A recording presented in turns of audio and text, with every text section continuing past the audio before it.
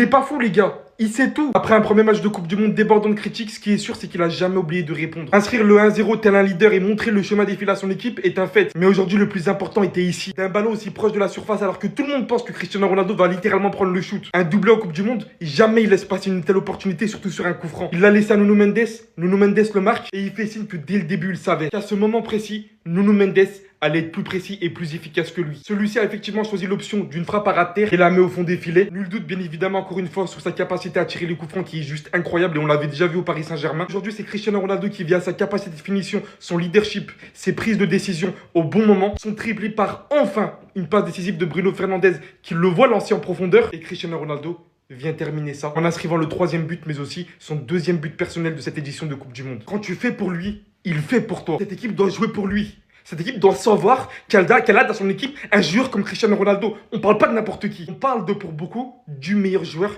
de l'histoire du football. Le premier joueur à inscrire un but sur 6 éditions. On a vu sa tête grandir. On a vu sa tête grandir devant nous, en direct. Et certains osent lui manquer de respect encore. Après tout ce qu'il a accompli pour le football. Les gars!